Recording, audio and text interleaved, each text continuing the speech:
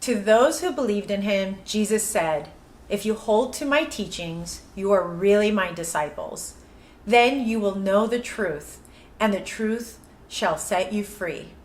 John 8:31 to 32.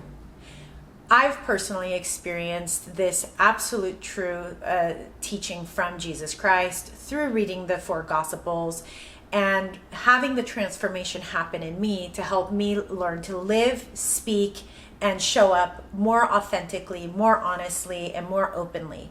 And it was through this foundational help of the teachings from Jesus that got me here. And of course, true to form, I brought that into my therapeutic practice. And as I started teaching these spiritual teachings to my clients, I got the chance to see the transformation in them as well. And it's been one of the most fulfilling experiences I've had through my clinical journey.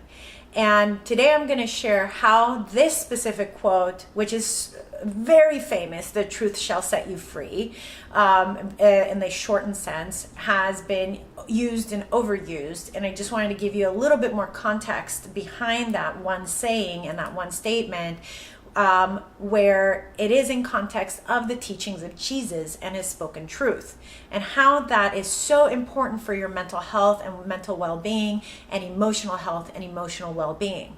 Just in this one quote about the truth shall set you free, let's go ahead and take it to a very modern and common area that we're focusing on, which is authenticity. And obviously that comes with honesty and also comes with vulnerability, because that means you're going to have to live in your truth, speak your truth, act on your truth, which is also considered integrity, when your words, thoughts, behaviors, and actions all match up and align. Not necessarily a moral argument, but just being fully integral. That means everything aligns within you. You're living in your truth. You're living in integrity. Now, let's look at the transformation from someone who was not living in their truth to when they started living in their truth. I will share a client case with you today. I have a client that I've worked with for quite some time who suspected that her partner had been cheating on her, had all of the evidence there that her partner was cheating on her, but created so many internal false dialogues around it that it consumed all of her energy to hold on to her own lies, because she wasn't ready to face the truth, because she wanted to keep the relationship going forward, because she didn't know how to make it stop. And what that ended up doing was it created insomnia in her. It created a lot of self-loathing and self-harm in her, because she was constantly betraying herself and lying to herself. She was trapped in her own lie. She was no longer trapped in the betrayal from her partner. She was trapped in her own lie. And some of the quotes from Jesus in the four Gospels talks about going in the outer darkness where there's suffering, weeping, and gnashing of the teeth. She was literally experiencing that herself because she wasn't living in her own truth.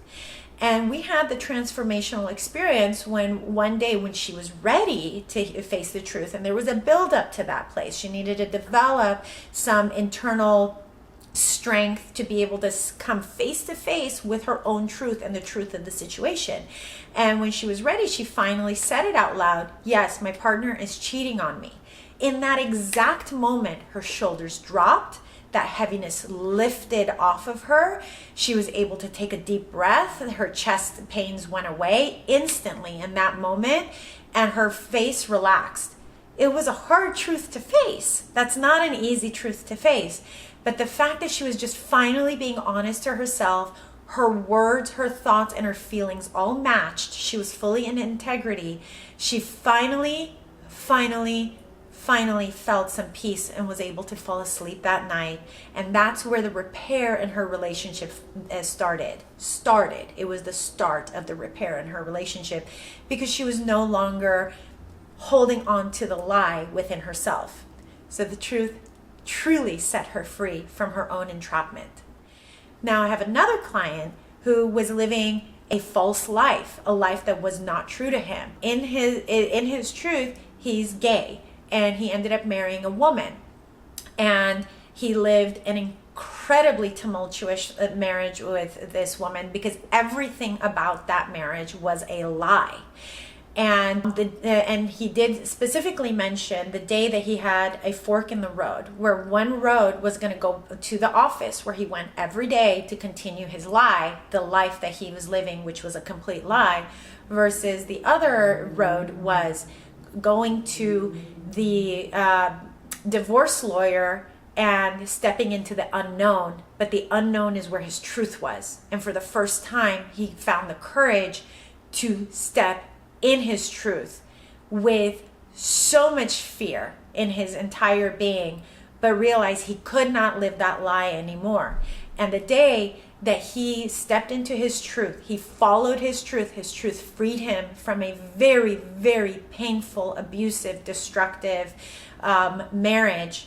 And he found himself and his truth and his identity from that one step of living in his truth to realizing the most peaceful, loving, and supportive relationship that he has now with his current partner, his husband, that brings him so much peace, so much joy, so much love, so much empathy, so much support, which is his own truth being mirrored back to him through the truth of whom he was supposed to be with in his life, because he's now living in his truth.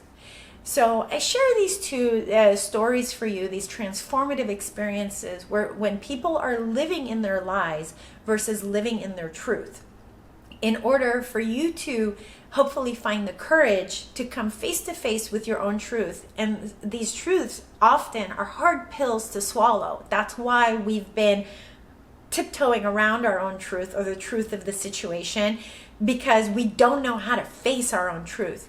But the best way to do it is to just do it. Just come face to face. Go in the mirror. Look at yourself in the eye and say, hey, this is the truth, or this is my truth. And let the truth set you free. It did it for me. It's done it for my clients. And my hope, prayer, and wish is that it does it for you. I hope today's message helped you out. And in the next video, we're going to talk about more teachings from our beloved Jesus Christ. May peace be with you.